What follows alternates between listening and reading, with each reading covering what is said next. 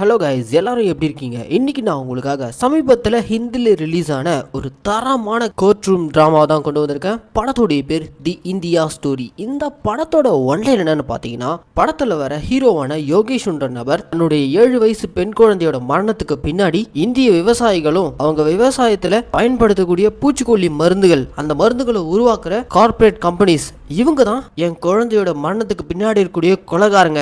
So இவனுங்களுக்கு எதிராக சட்டம் பாயணும் அப்படின்ற மாதிரி ஒரு வித்தியாசமான கேஸை யோகேஷ்ன்ற நபர் கோர்ட்ல கேஸ் போட்டிருக்காரு. விவசாயிகளுக்கு எதிராக இப்படி ஒரு கேஸ் போட்டிருக்காருன்ற விஷயம் தெரிய வந்ததுமே நாடு முழுக்க இது தீயா பரவ ஆரம்பிக்குது. எந்த ஒரு வக்கீலுமே இந்த கேஸை கையில் எடுக்க முன் வரவே மாட்டேங்கிறாங்க. அப்படி இருக்கும்போது தான் அர்ச்சனான்ற ஒரு லேடி லாயர் மட்டும் நான் இந்த கேஸ்ல கையில் எடுத்து இந்த கேஸை வின் பண்ணி காட்டுறேன் அப்படின்ற மாதிரி களத்தறி இறங்குறாங்க. அவங்க தான் இந்த படத்துடைய ஹீரோயின். இவங்க நினைச்ச மாதிரி இறந்து போன குழந்தையான பரின்ற பொண்ணுக்கு நியாயம் வாங்கி கொடுத்தாங்களா, இல்ல கார்பரேட் சூழ்ச்சியில மாட்டி இந்த கேஸ்ல நீதி கிடைக்காம இவங்க தோத்து போனாங்களா? இப்படி இந்த கேள்விகளுக்கெல்லாம் பயங்கர எமோஷனோட சொன்ன படம் தான் இந்த தி இந்தியா ஸ்டோரி. சரி வாங்க, இப்போ நம்ம இந்த படத்துடைய முழு கதைக்குள்ள போறதுக்கு முன்னாடி நம்ம சேனலுக்கு நீங்க புதுசா வந்திருந்தீங்கன்னா மறக்காம நம்ம மினி தியேட்டரை சப்ஸ்கிரைப் பண்ணிக்கோங்க. அண்ட் உங்களுக்கு இந்த வீடியோ பிடிச்சிருந்துச்சுன்னா அந்த லைக், கமெண்ட், ஷேர். லைக் பண்ணும்போது கமெண்ட் செக்ஷனில் ஹைப் பண்ணுற ஒரு ஆப்ஷன் வரும். அந்த ஹைப்பிங் கிளிக் பண்ணிட்டீங்கன்னா நம்ம சேனலில் போடக்கூடிய வீடியோக்கள் வெகுஜன மக்களுக்கு போய் சேரும். ஸோ மறக்காமல் ஹைப்பிங் கிளிக் பண்ணிக்கோங்க. சரி வாங்க, இப்போ நம்ம இந்த படத்துடைய முழு கதைக்குள்ளே போவோம். படத்தோட ஓப்பனிங் சீன்லேயே மும்பை ஹைகோர்ட், அந்த கோர்ட் வாசல்ல பொதுமக்கள்லாம் ஒண்ணு கூடி இறந்து போன குழந்தையான பரிக்கு இன்னைக்கு நீதி கிடைச்சே ஆகணும், இந்த கேஸ்ல வாதாடிட்டு இருக்க அர்ச்சனா கண்டிப்பா ஜெயிக்க தான் போறாங்க அப்படின்ற மாதிரி மக்கள்லாம் ஒண்ணு கூடி பயங்கரமா பிரச்சாரம் பண்ணிட்டு இருக்காங்க. அப்படின்னா நாட்டையே உழுக்கக்கூடிய கேஸ் அப்படின்ற மாதிரி அப்படியே ஒரு ஃபிளாஷ்பேக்.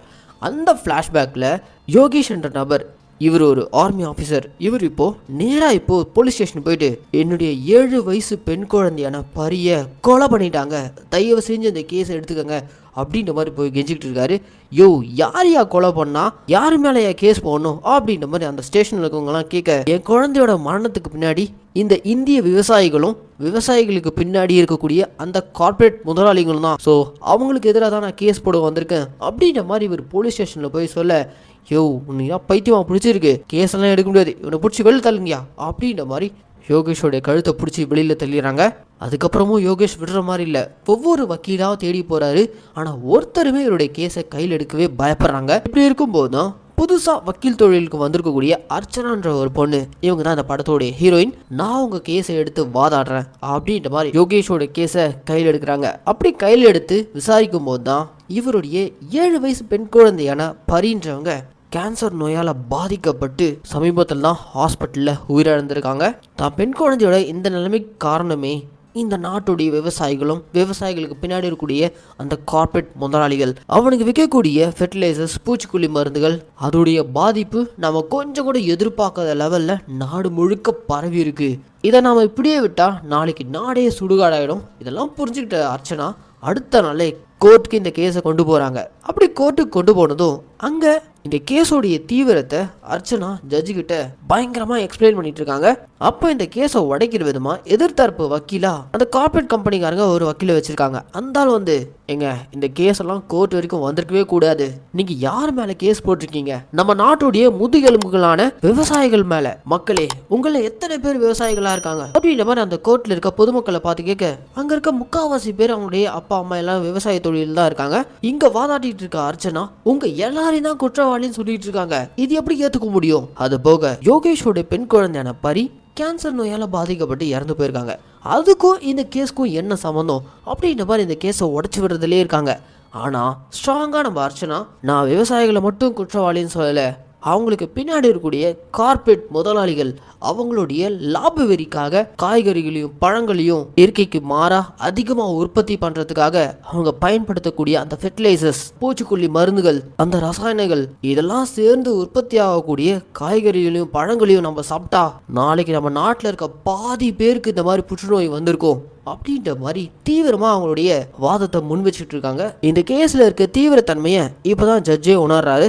சரி ஓகேன்னு சொல்லிட்டு இந்த கேஸை கையில் எடுத்துக்கிட்டு கேஸை அடுத்த ஹியரிங்க்கு ஒத்து வைக்கிறாரு. இப்படி ஒரு கேஸ் மும்பை ஹைகோர்ட்ல போடப்பட்டிருக்குன்னு சொல்லிட்டு இந்தியா முழுக்க பரவ ஆரம்பிக்குது. நாட்டுல பாதி பேர் விவசாயிகளா ஒண்ணு கூடி நமக்கு எதிராக இப்படி ஒரு கேஸ் அங்க போடப்பட்டிருக்கு அப்படின்ற மாதிரி அவங்க ஒரு பக்கம் இந்த கேஸை எதிர்க்கிறாங்க, இன்னொரு பக்கம் இதனால பாதிக்கப்பட்டவங்களா ஒண்ணு கூடி அர்ச்சனாக்கு ஆதரவு தெரிவிக்கிறாங்க. இப்படி போயிட்டு இருக்க இந்த கேஸுக்கு நடுவுல அப்படியே பிளாஷ்பேக்ல நம்ம யோகேஷ் தன்னுடைய பெண் குழந்தையான பரி கூட சந்தோஷமா வாழ்ந்த நாட்களை தான் அழகா காட்டுறாங்க. ஆக்சுவலா யோகேஷ் ஒரு ஆர்மி ஆஃபீஸர்.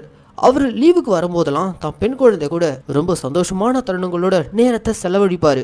ஆனா இப்போ குழந்தை இறந்து போனதுக்கு அப்புறம் ஒரு மாதிரி உடஞ்சு போன மனுஷனா நடப்பணமா சுத்திக்கிட்டு இருக்காரு. எப்படியாவது அவருக்கும் அவருடைய குழந்தைக்கும் நீதி வாங்கி கொடுத்தாகணுன்றதுக்காக நம்ம ஹீரோயின் அர்ச்சனா அந்த கேஸை ரொம்ப தீவிரமா கையில் எடுத்து விசாரிச்சுக்கிட்டு இருக்காங்க.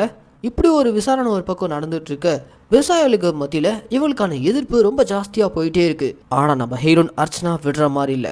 கோர்ட்ல ரொம்ப ஸ்ட்ராங்கா பரின்ற அந்த பெண் குழந்தை இறப்புக்கு பின்னாடி இந்த கார்பரேட் கம்பெனிஸோட ஃபெர்டிலைசர்ஸும் பூச்சிக்கொல்லி மருந்துகளும் தான் அப்படின்ற மாதிரி ஆதாரத்தோட நிரூபிக்க முயற்சி பண்ணிக்கிட்டே இருக்காங்க. கேஸும் அடுத்த கட்டத்துக்கு மூவ் ஆன் ஆகி போயிட்டே இருக்கு. இப்படி இருக்கும்போது தான் இதுக்கு நடுவில் இந்த கார்பரேட் கம்பெனி முதலாளிகள்லாம் இருக்கானுங்களே, அவனுங்கெல்லாம் சுகாதார அமைச்சரை கையில போட்டுக்கிறதுக்காக பேரம் பேச போயிருக்காங்க. ஆனா இங்க தான் கதையில ஒரு திருப்பு முனை. அந்த அமைச்சர் எல்லாரும் போல லஞ்சம் வாங்கிட்டு மக்களுக்கு துரோகம் பண்ணக்கூடிய அமைச்சரா இல்லாம நேர்மையான அமைச்சரா இருக்காரு. நீங்க எவ்வளவு கோடி கொட்டி கொடுத்தாலும் இந்த கேஸை பொறுத்த வரைக்கும் நான் உங்க கூட நிக்க மாட்டேன். ஏன்னா நாளைக்கு உங்களால நம்ம நாடே சுடுகாடாகிறத நான் ஒருபோதும் அனுமதிக்க மாட்டேன் அப்படின்ற மாதிரி அவனுக்கிட்ட தீர்த்து சொல்லி அனுப்பிடுறாரு. அப்போவும் இந்த கார்பரேட் கம்பெனிக்காரங்க சும்மா விடுற மாதிரி இல்லை.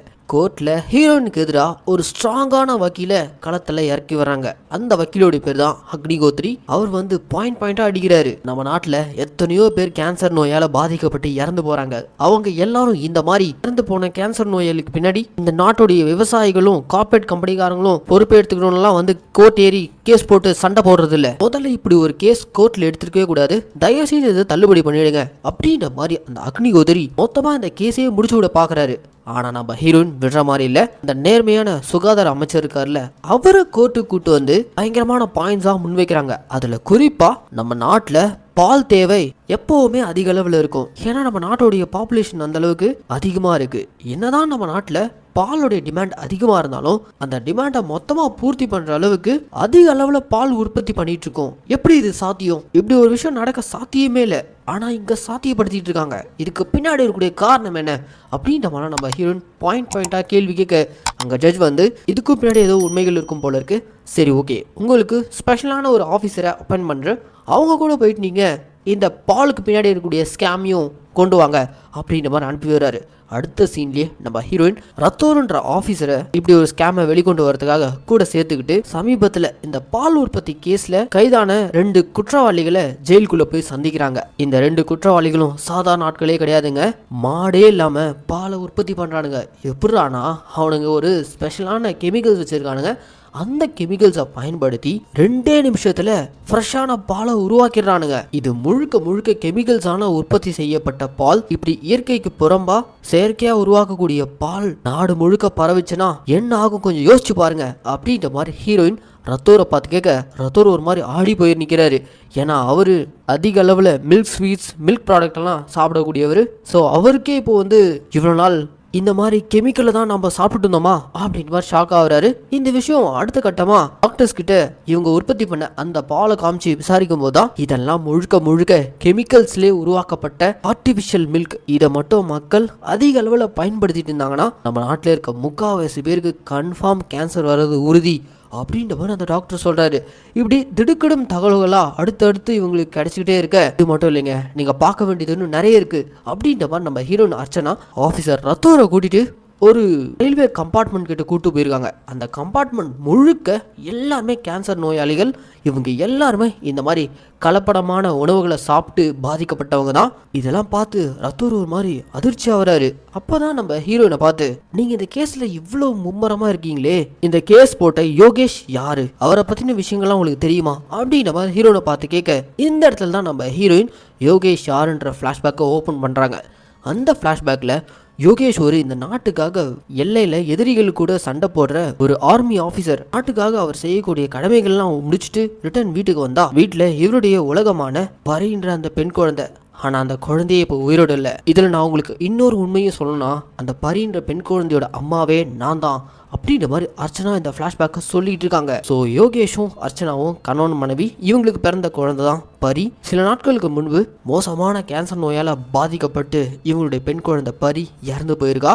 டாக்டர்ஸ் விசாரிக்கும் போது தான் அதிக கலப்படமான உணவுகள், பூச்சிக்கொல்லி மருந்து பயன்படுத்தின காய்கறிகள் இதெல்லாம் தொடர்ந்து சாப்பிட்டு வந்துட்டு இருந்ததுனால தான் ரொம்ப நல்லா ஆரோக்கியமா இருந்த இவங்க பெண் குழந்தைக்கு கேன்சர் வந்து இறந்து போய் இன்னைக்கு இந்த உலகத்தை விட்டே போயிட்டா. இவங்க பெண் குழந்தை பரிக்கு கேன்சர் வந்த விஷயம் கேள்விப்பட்டதுமே 2 பேருமே ஷாக் ஆயிருக்காங்க. அப்படி இருந்தும் எப்படியாவது தான் பெண் குழந்தைய காப்பாத்திடலாம்னு சொல்லிட்டு தொடர்ந்து கேன்சருக்கான ட்ரீட்மெண்ட்டை கொடுத்துட்டே இருந்திருக்காங்க. போக போக ஹாஸ்பிட்டல் செலவு கூடிட்டே போயிட்டு இருந்திருக்கு. கையில் இருக்க சேவிங்ஸ் பணத்தை மொத்தமாக செலவழிச்சிருக்காங்க. ஒரு கட்டத்துக்கு மேலே இவங்க வீட்டில் இருக்க பொருட்களெல்லாம் விற்று ட்ரீட்மெண்ட் கொடுக்க ஆரம்பிக்கிறாங்க. கடைசியாக அவங்க பெண் குழந்தைய உயிரை காப்பாற்றணுன்றதுக்காக வீட்டையே விற்று கூட தான் பெண் குழந்தைய உயிரை காப்பாற்ற முயற்சி பண்ணிகிட்டே இருந்திருக்காங்க. ஒரு முறை இந்த ட்ரீட்மெண்ட்டில் இவங்க பெண் குழந்தைக்கு மொட்டை அடிக்க வேண்டிய சூழ்நிலைக்கு தள்ளப்படுறாங்க. இப்படி பரி மட்டும் மொட்டையோடு இருந்தால் எங்கே அவளுக்கு இன்செக்யூரிட்டியாக ஃபீல் ஆகுமோன்னு சொல்லிட்டு குழந்தை பரியோட அப்பாவான யோகேஷ் அவரும் மொட்டை போட்டுக்கிறாரு. ஆனால் பரி படிக்கிற ஸ்கூல்ஸில் டீச்சர்ஸ் ஸ்டூடெண்ட்ஸ் அவளை எல்லாருமே நோயாளியாக தான் பார்க்குறாங்க. அவளை ஐசோலேட் பண்ணி தனியாக ஒதுக்கி வைக்கிறாங்க. இதனாலே பரியை ஸ்கூலுக்கு அனுப்புறதே இவங்க நிறுத்தியிருக்காங்க. ஒரு கட்டத்துக்கு மேலே எந்த ஒரு ட்ரீட்மெண்ட்டும் கை கொடுக்காம கடைசியாக பரி இறந்து போயிருக்கா. எந்த ஒரு தப்புமே பண்ணாமல் வெறும் இந்த நாட்டில் உற்பத்தி ஆகக்கூடிய உணவுப் பொருட்களை சாப்பிட்டதுனாலே கேன்சர் நோயால் பாதிக்கப்பட்டு வெறும் 7 வயசில் உயிரை தொலைச்ச இவங்களுடைய பெண் குழந்தையான பரிக்காக தான் இவ்வளோ போராட்டமோ. எங்களுடைய குழந்தை மாதிரி நாளைக்கு நம்ம தேசத்தில் இருக்க மற்ற குழந்தைங்களும் பாதிக்கப்படக்கூடாதுன்றதுக்காக தான் இப்படி ஒரு கேஸை நான் ஃபைல் பண்ணியிருக்கேன் அப்படின்ற மாதிரி அர்ச்சனா இந்த ஷாக்கிங்கான உண்மையை இந்த கதையை கேட்டுட்டு இருக்க ஆஃபீஸர் ரத்தோர்கிட்ட சொல்லிட்டு இருக்காங்க. ஆனால் இது புரியாத இந்த நாட்டு மக்களும் இங்கே இருக்கக்கூடிய விவசாயிகளும் அர்ச்சனாக்கும் அவருடைய ஹஸ்பண்டான யோகேஷ்க்கும் எதிராக குரல் கொடுத்துட்டு இருக்காங்க. இவங்க 2 பேரும் மார்க்கெட்டுக்கு போனால் அங்கே இருக்க வியாபாரிகள் எல்லாரும் ஒன்று கூடி இவங்க 2 பேரும் தான் விவசாயிகளுக்கு எதிராக கோர்ட்டில் கேஸ் போட்டிருக்காங்க. இவங்களுக்கு காய்கறிகளே கொடுக்காதீங்க அப்படின்ற மாதிரி மொத்தமாக இவங்க 2 பேரையும் புறக்கணிக்கிறாங்களாம். நியாயமாக பார்த்தா நாட்டு மக்களும் விவசாயிகளும் இவங்க பக்கம் தான் நிற்கணும். ஆனால் இவங்களுக்கு எதிராகவே அந்த கார்ப்பரேட் முதலாளிகள் மக்களை திருப்பி நிற்க வச்சுட்டு இருக்காங்க. இதெல்லாம் கூடிய சீக்கிரம் கோர்ட்டில் கிடைக்க போகிற தீர்ப்பு மூலியமா எல்லாமே மாறப்போகுது. கண்டிப்பாக மாறும் நான் நம்புகிறேன் அப்படின்ற மாதிரி அர்ச்சனா விடாப்புடியாக அந்த கேஸில் போராடிட்டு இருக்காங்க. தொடர்ந்து கிராமப்புறங்களுக்கு போயிட்டு அங்கே இருக்கக்கூடிய விவசாயிகள்கிட்ட போயிட்டு நேரடியாக சில சாட்சிகளை இவங்க சேகரிக்கிறாங்க. குறிப்பாக அவங்க பயன்படுத்தக்கூடிய இந்த பூச்சிக்கொல்லி மருந்துகள், ஃபெர்டிலைசர்ஸ், அதிக உற்பத்திக்காக பயன்படுத்தக்கூடிய கெமிக்கல்ஸ் இதை பற்றியெல்லாம் ஆராய்ச்சி பண்ணும்போது தான் விளைச்சல் பல மடங்கு பெருகணும். அதே மாதிரி அந்த காய்கறிகள் சீக்கிரமாக அழுகக்கூடாது. இந்த மாதிரி இயற்கைக்கு புறமா இவங்க பல கெமிக்கல்ஸை பயன்படுத்துறதுனால்தான் இப்படிப்பட்ட நோய்கள்லாம் நம்ம நாடு முழுக்க பரவிக்கிட்டு இருக்கு. இதெல்லாம் கண்டிப்பாக ஒழிச்சே ஆகணும்னு சொல்லிட்டு எல்லா எவிடன்ஸும் கலெக்ட் பண்ணிட்டு நம்ம ஹீரோயின் இன்னைக்கு கோர்ட்டுக்கு வந்திருக்காங்க. அந்த கோர்ட்டில் ஹீரோயின் கூட சேர்ந்து இந்த கேஸை நேரடியாக போய் பார்த்து இன்வெஸ்டிகேட் பண்ண ஆஃபீஸரான ரத்தோரும் வந்து ஜட்ஜ் முன்னாடி இவங்க சப்மிட் பண்ணிருக்கக்கூடிய ஆதாரங்கள் எல்லாமே நிரூபணமாயிருக்கு அப்படின்ற மாதிரி அவரும் நம்ம ஹீரோயினுக்கு ஆதரவாக சாட்சி சொல்லிட்டு போக, ஆனால் எதிர் தரப்பு இந்த கார்ப்பரேட் வக்கீலான அக்னி இருக்கான்ல அவன் கோர்ட்டில் இருக்க எல்லாரும் வாயடிக்கிற விதமா, சரிங்க நீங்கள் போட்டிருக்கக்கூடிய இந்த கேஸில் யாருக்கு இப்போ நீங்கள் தண்டனை வாங்கி கொடுக்க போறீங்க? நீங்கள் போட்டிருக்கிறது கொலை கேஸ். அப்படி பார்த்தா அந்த ஃபெர்டிலைசர்ஸும் கெமிக்கல்ஸ், பூச்சிக்கொல்லி மருந்துகள் இதெல்லாம் உருவாக்கின அந்த ஃபேக்டரி ஓனர்ஸ் மேலே கேஸுக்கு தண்டனை வாங்கி கொடுக்க போறீங்களா? இல்லை அந்த கெமிக்கல்ஸை வாங்கி விவசாய நிலங்களில் அதிக உற்பத்தி வரணுன்றதுக்காக பயன்படுத்தின விவசாயிகள் மேலேயா? இல்லை இது எதுவும் தெரியாம என்னுடைய குழந்தைங்களுக்கு விஷத்தை தான் ஊற்றோன்னே தெரியாம வாங்கி சொந்த குழந்தைங்களுக்கே விஷம் ஊட்டிட்டு இருக்க பெற்றோர்கள் மேலேயா? அப்படி பார்த்தா நீங்க போட்டிருக்கக்கூடிய இந்த கேஸ்ல நீங்க எல்லாருமே குற்றவாளிகள் தான் அப்படின்ற மாதிரி மொத்த கேஸையுமே திசை திருப்ப விதமா அந்த அக்னி பயங்கரமா வாதாடிட்டு இருக்க. இதெல்லாம் கேட்டுட்டு இருக்க ஜட்ஜா, சரி ஓகே பிரேக்குக்கு அப்புறம் இந்த கேஸோடைய தீர்ப்பை நான் ஒத்தி வைக்கிறேன் அப்படின்ற மாதிரி பிரேக் விட்டுறாரு. இந்த பிரேக்ல எதிர்த்தரப்பு கார்ப்பரேட் வக்கீலான அக்னி இருக்கான அவன் நம்ம ஹீரோயின் அர்ச்சனாவை பார்த்து, நீ எதுக்காக இந்த கேஸை கையில் எடுத்த, எதுக்காக நீ இவ்வளோ வீரியமா இங்க வாதாடிட்டு இருக்க, எல்லாம் எனக்கு தெரியும். கேஸை கையில் எடுத்துட்டா நாடு முழுக்க உன் பேர் பரவும், இது மூலியமா உனக்கு ஃப்ரீ பப்ளிசிட்டி. மற்றபடி இறந்து போன அந்த பெண் குழந்தை மேலேயோ இல்ல அவங்க அப்பா யோகேஷ் மேலேயெல்லாம் உனக்கு பெருசா எந்த ஒரு அக்கறையும் இல்லை, கரெக்டா? அப்படின்ற மாதிரிலாம் அவன் ஹீரோனை பத்தி எதுவுமே தெரியாம ஓவரா வாய்விட அந்த இடத்துல நம்ம ஹீரோயின் எமோஷனா பிரேக் ஆகி, நான் இங்க இந்த கோர்ட்ல இவ்வளோ நேரமா வாதாடிட்டு இருக்கிறதே என்னுடைய பெண் குழந்தைக்காக தான் அப்படின்ற மாதிரி அவங்க டோட்டலா எல்லாத்தையுமே உடச்சி விடுறாங்க. யோகேஷ் தான் தன்னுடைய கணவர் கேன்சர் நோயால பாதிக்கப்பட்டு இறந்து போன பெண் குழந்தையும் இவங்களுடைய குழந்தைதான்ற மாதிரி எமோஷனோட பிரேக் ஆகி ஓபன் பண்ணி சொல்றாங்க. பிரேக் முடிஞ்சு ஜட்ஜும் வராரு. அப்படியே நம்ம ஹீரோயின் இப்போ பிளாஷ்பேக் சொல்ல ஆரம்பிக்கிறாங்க. அந்த பிளாஷ்பேக்ல நாளுக்கு நாள் இவங்க பெண் குழந்தை நிலைமை ரொம்ப மோசமாயிட்டு இருக்கு. இவங்க கையில இருக்கக்கூடிய கடைசி பைசா வரைக்கும் மொத்தமா வித்து ட்ரீட்மெண்ட்டுக்கு செலவு பண்ணிட்டாங்க. இதுக்கு மேலேயும் ட்ரீட்மெண்ட் கொடுக்க கையில் காசு இல்லைன்னும் போது தான் கவர்மெண்ட் ஹாஸ்பிட்டலுக்கு போங்க, அங்கே கண்டிப்பாக கண்டிப்பாக நல்ல ட்ரீட்மெண்ட் கொடுப்பாங்க அப்படின்ற மாதிரி கவர்மெண்ட் ஹாஸ்பிட்டலுக்கு அனுப்பியிருக்காங்க. யோகேஷ் தான் பெண் குழந்தையை தூக்கிட்டு கவர்மெண்ட் ஹாஸ்பிட்டல் போயிருக்காரு. ஆனால் அங்கே போனால் அந்த ஹாஸ்பிட்டலுடைய நிலைமை ரொம்ப மோசமாக இருக்குது. ஏன்னா அந்த ஹாஸ்பிட்டல் முழுக்க ஏகப்பட்ட நோயாளிகள், நிற்க கூட இடம் இல்லை. போயிட்டு நாளைக்கு வாங்கன்ற மாதிரி அனுப்பி விட்டுறாங்க. யோகேஷ் தான் பெண் குழந்தையோட வெளியில் வந்தா வெளியில் நல்ல மழை. வீட்டிலேருந்து அர்ச்சனா யோகேஷுக்கு கால் பண்ணி இப்போ பொண்ணு ஹாஸ்பிட்டலில் சேர்த்துட்டிங்களா, இப்போ எப்படி இருக்கா அப்படின்ற மாதிரிலாம் கேட்க இவங்களுடைய சுச்சுவேஷனை தான் மனைவி கிட்ட சொல்லாமலே மொத்த எமோஷனையும் கண்ட்ரோல் பண்ணிக்கிட்டு இப்போ அவள் நல்லா இருக்கா, நான் இங்கே சேர்த்துட்டேன் அப்படின்ற மாதிரி சொல்லிட்டு இருக்காரு.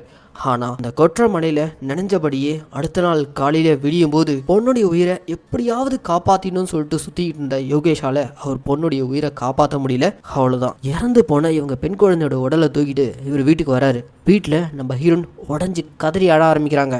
குழந்தையோட மரணத்துக்கு பின்னாடி இருக்கக்கூடிய ஒருத்தர் நான் சும்மா விட போறதில்ல அப்படின்ற மாதிரி இவங்க அந்த மரணத்துக்கு அப்புறம் தான் கோர்ட் ஏறி வந்திருக்காங்க. இப்படி இதெல்லாம் எமோஷனல்ல பிரேக் ஆகி ஜட்ஜ் முன்னாடி நான் பெத்த குழந்தையோட மரணத்துக்கு நீதி கேட்டு தான் கோர்ட் ஏறி வந்திருக்கேன் அப்படின்ற மாதிரி கதறிக்கிட்டே சொல்ல.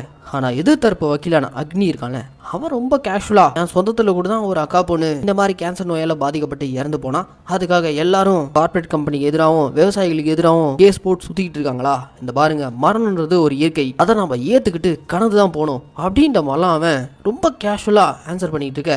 அப்போ அந்த இடத்துல கேஸ் போட்டு யோகேஷ் இருக்கார்ல அவர் கொஞ்சம் பேசணுன்ற மாதிரி அனுமதி கேட்க ஜட்ஜும் யோகேஷ் பேசுறதுக்கு அனுமதி கொடுத்துறாரு. யோகேஷ் இப்போ கூண்டுக்கு வந்ததுமே நேரா இப்போ மரணம்ன்றது இயற்கை, இதுக்காகலாம் கோர்ட்டு கேஸ்ன்னு சுத்தக்கூடாதுன்னு சொல்லிட்டு இருக்கக்கூடிய அந்த எதிர்த்தரப்பு வக்கீலான அக்னியை பார்த்து உன்னை பெத்தெடுத்த உன்னுடைய தாய்க்கு நீயே விஷம் கொடுப்பியா அப்படின்ற மாதிரி ஒரு கேள்வி கேட்க அந்த இடத்துல அந்த எதிர்த்தரப்பு வக்கீல் அக்னி இருக்கான அவன் ஒரு மாதிரி ஷாக் ஆகி எதுக்காக இந்த கேஸுக்கு சுத்தமாக ரெலவெண்டே இல்லாமல் இந்த ஒரு கேள்வி வைக்கிறீங்க அப்படின்ற மாதிரி கேட்க, இல்லை அக்னி சார் நான் சம்மந்தத்தோடு தான் கேட்குறேன், உன்னை பெத்தெடுத்த தாய்க்கு நீ விஷம் கொடுப்பியான்ற மாதிரி கேள்வி கேட்டதுக்கே உங்களுக்கு கொந்தளிக்கிறீங்களே. பல வருஷமா விவசாயிகள் இந்த கார்பரேட் கம்பெனிக்காரங்க உற்பத்தி பண்ணக்கூடிய விஷமத்தன்மையான கெமிக்கல்ஸை நம்ம பூமி தாய்க்கு கொஞ்சம் கொஞ்சமாக ஊற்றிக்கிட்டு இருக்காங்க. அது நம்ம தாய்க்கு நாமளே விஷம் கொடுக்கறதுக்கு சமம். இந்த கேஸ்னால விவசாயிகள் நீங்க பாதிக்கப்பட்டிருந்தீங்கன்னா தயவு செஞ்சு என்ன மன்னிச்சிருங்க. உங்களை கேள்வி கேட்கணும், உங்களை கஷ்டப்படுத்துறதுக்காகலாம் இந்த கேஸ் போடப்படல. இதுக்கு பின்னாடி இருக்கக்கூடிய மறைமுக அரக்கர்களான லாப வெறி பிடிச்ச இந்த கார்பரேட் கம்பெனிஸ் அண்ட் அவங்களுடைய உற்பத்தி பண்ணக்கூடிய இந்த கெமிக்கல்ஸ் இதை மொத்தமா தடை பண்ணணுன்றதுக்காக தான் இப்படி ஒரு கேஸே நான் போட்டிருக்கேன் அப்படின்ற மாதிரி அவரு பயங்கர எமோஷனோட பேசுறாரு. இதெல்லாம் கேட்டுட்டு இருக்க ஜட்ஜும் இவர் பேசுறதுலயும் நிறைய உண்மை இருக்கு, இதை இப்படியே நம்ம விட்டா நாளைக்கு நம்ம நாட்டுல முக்காவாசி பேர் நோய் வாய்ப்பட்டிருப்பாங்க. இந்த உலகத்திலே எங்கான தேசம்னா அது நம்ம தேசம் தான். ஆனா அது நாளைக்கு மாறிடக்கூடாது. ஸோ அதுக்காக இந்த பரி கேஸ்ல இன்வால்வ் ஆயிருக்க கார்பரேட் கம்பெனிஸ் அவங்க உற்பத்தி பண்ணக்கூடிய அந்த ஃபெர்டிலைசர்ஸ் கெமிக்கல்ஸ் அது எல்லாத்தையுமே கோர்ட் தடை பண்ணுது. அதோட மட்டும் விடாம லாப வெறி பிடிச்ச முதலாளிகளுக்கு இந்த கோர்ட் தண்டனையும் கொடுத்து இந்த கேஸை ஹீரோனுக்கு சாதகமா முடிச்சு வைக்கிறாங்க. ஹீரோயினுக்கு கடைசியா தன்னுடைய பெண் குழந்தையான பரிக்கு நீதி வாங்கி கொடுத்துடணுன்ற சந்தோஷத்தோட அங்கிருந்து கிளம்பி வெளியே வந்தா வெளியில் இருக்கக்கூடிய மக்கள் எல்லாருமே ஒரு வழியா இந்த போராட்டத்தில் வெற்றி போட்டுன்ற மாதிரி அவங்களும் பயங்கர சந்தோஷப்படுறாங்க. அப்படியே இந்த படத்தையும் முடிக்கிறாங்க. ஏன்னா மக்களே, தி இந்தியா ஸ்டோரின்ற இந்த படத்துக்கு நான் கொடுத்த வாய்ஸ் ஓவர் கண்டிப்பாக உங்களுக்கு பிடிச்சிருக்கும் நான் நம்புறேன். இதே மாதிரி தொடர்ந்து நம்ம மிடி தியேட்டரில் ரிலீஸ் ஆகக்கூடிய படங்களெல்லாம் நீங்கள் பார்க்கணுன்னு ஆசைப்பட்டீங்கன்னா மறக்காமல் நம்ம சேனலை சப்ஸ்கிரைப் பண்ணிக்கோங்க. ஆனால் உங்களுக்கு இந்த வீடியோ பிடிச்சுன்னு சொன்னால் லைக் கமெண்ட் ஷேர். லைக் பண்ணும்போது கமெண்ட் செக்ஷனில் ஹைப் பண்ணுற ஒரு ஆப்ஷன் வரும். அந்த ஹைப்பிங் கிளிக் பண்ணிட்டீங்கன்னா நம்ம சேனலில் போடக்கூடிய வீடியோக்கள் வெகுஜன மக்களுக்கு போய் சேரும். ஸோ மறக்காமல் ஹைப்பிங் கிளிக் பண்ணிக்கோங்க. சரி மக்கள், இதே மாதிரி ஒரு சூப்பரான தரமான படத்தோட நான் உங்களை நாளைக்கு வந்து சந்திக்கிறேன். டடா பாய்.